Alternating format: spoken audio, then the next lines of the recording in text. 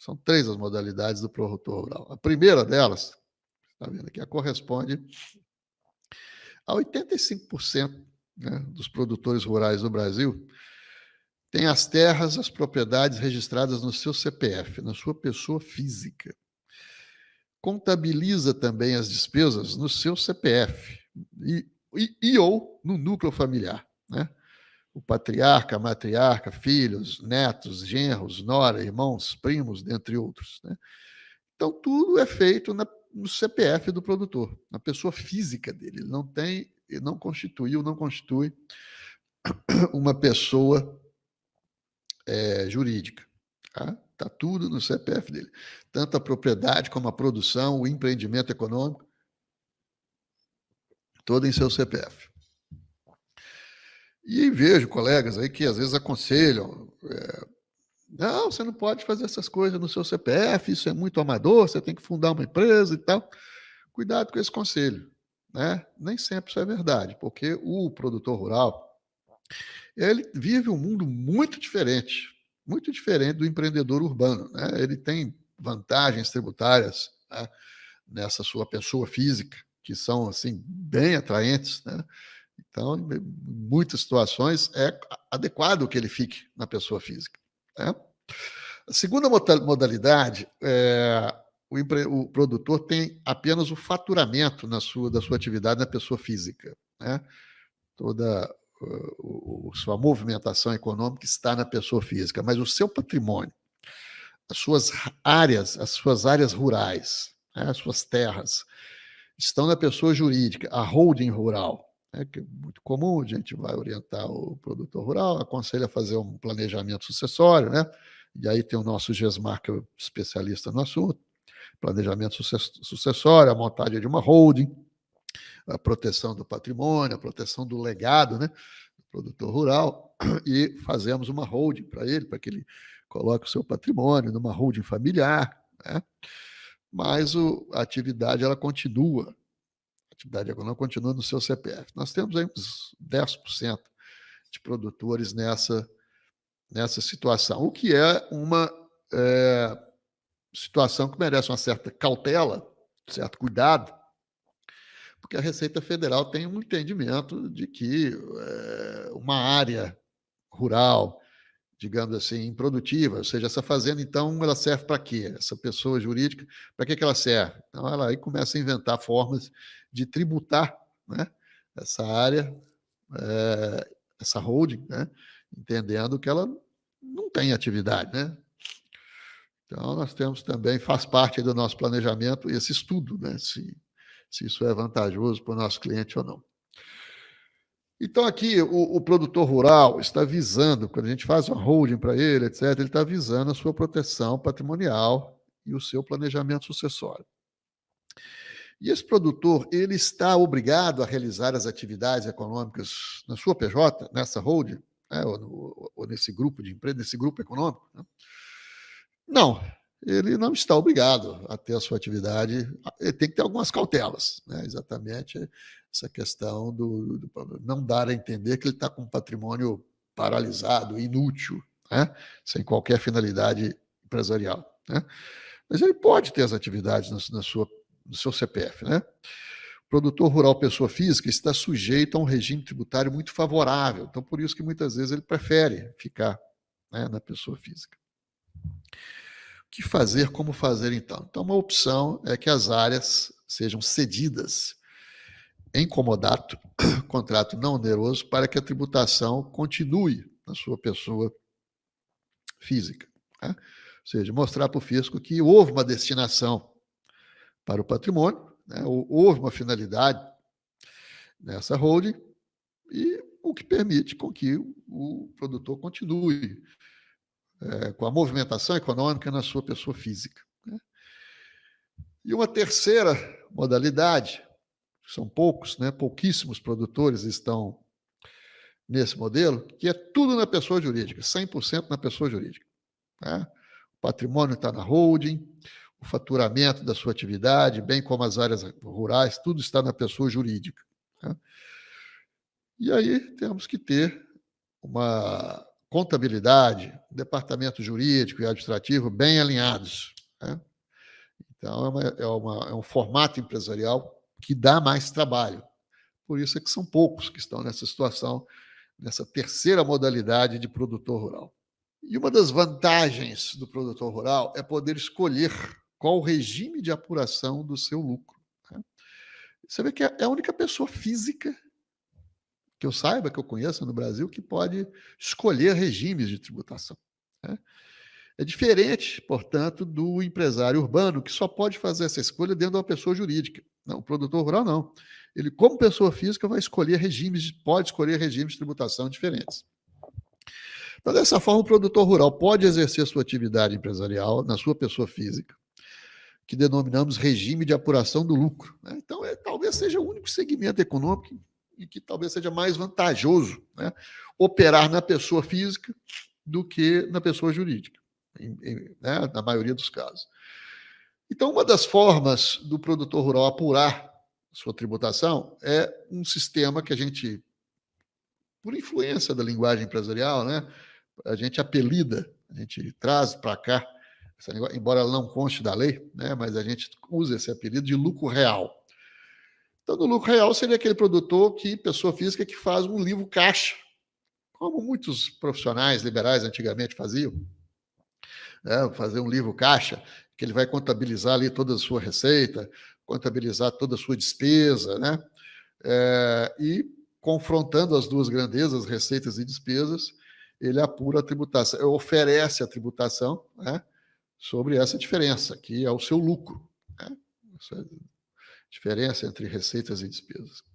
Então, como é que funciona essa tributação desse lucro real?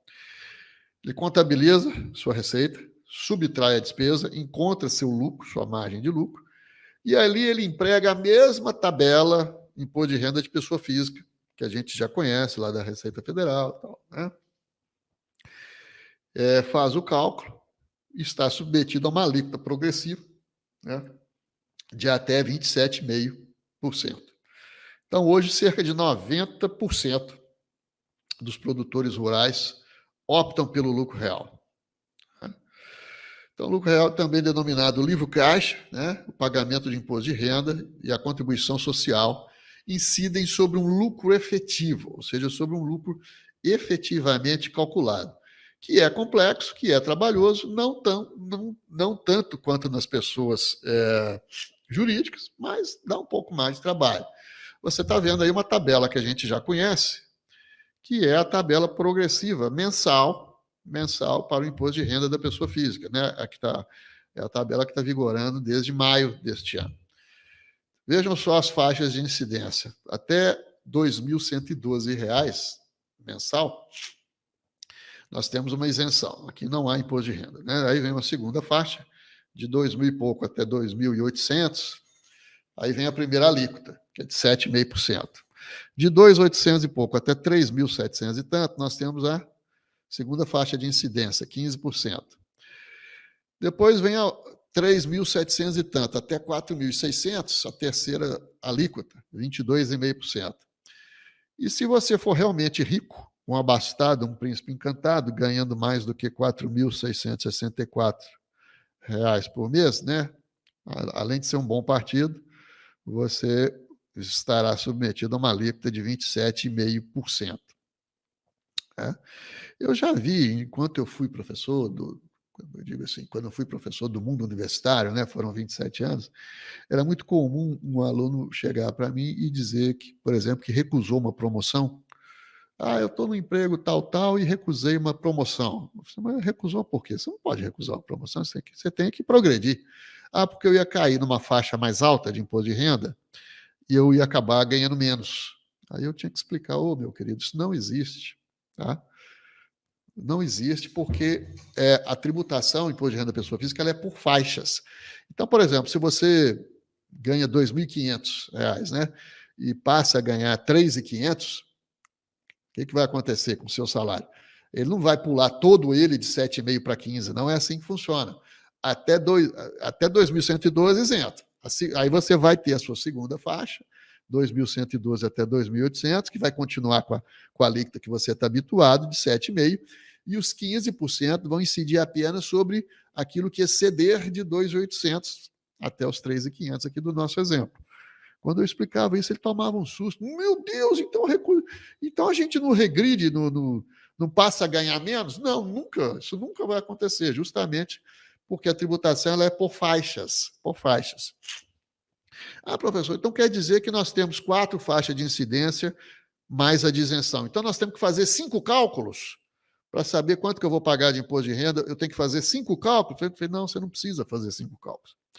Basta aplicar a alíquota mais alta, aquela em relação aos seus rendimentos, na conformidade dos seus rendimentos, e subtrair essa parcela a deduzir, né, que está aí na coluna da direita. A subtração dessa parcela a deduzir, você vai chegar ao mesmo resultado como se tivesse feito o cálculo faixa por faixa. Né? Então, é uma forma mais prática. Por exemplo, você ganha R$5.000 por mês, você vai aplicar a alíquota de 27,5% e vai deduzir, tá vendo? Essa parcela mais alta que está aí na coluna da direita, R$ 884,96.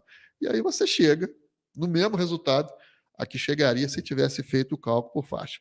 Lembrando aí mais alguns detalhes, né? Rendimentos previdenciários isentos para maiores de 65 anos, a dedução mensal por dependente, R$ 189, né? Você vai gastar 10 vezes isso para sustentar cada filho, mas só vai deduzir esse valor, né? E tem um limite mensal de desconto simplificado, enfim, tem uma série de outras nuances que eu não vou entrar em detalhes aqui agora, né? Dedução com educação, com despesas médicas, enfim, não vou entrar nesse detalhamento aqui agora.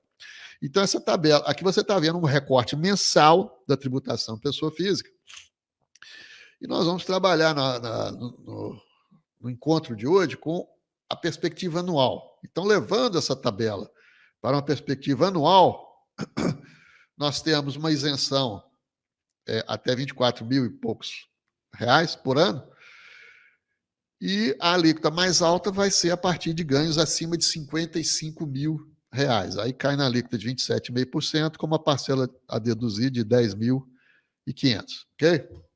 Então, vamos lá apurar o imposto de renda do nosso produtor rural, pessoa física. Vamos verificar aqui, um produtor, desculpa, que teve 5 milhões de receita. Vamos ver o que é mais vantajoso para ele, né? Ele teve, produtor rural, pessoa física, 5 milhões de receita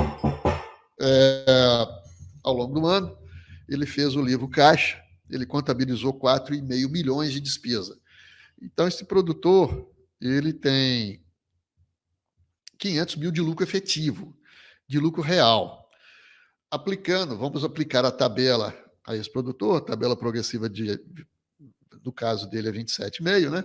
Até 27,5, mas no caso dele é 27,5. Então, 27,5 sobre 500 mil, menos aquela parcela a deduzir, que é 10.500 e pouco, nós chegamos a uma obrigação tributária daquele ano, né, de R$ 126.942,87. Vamos ver como é que ficaria a situação dele,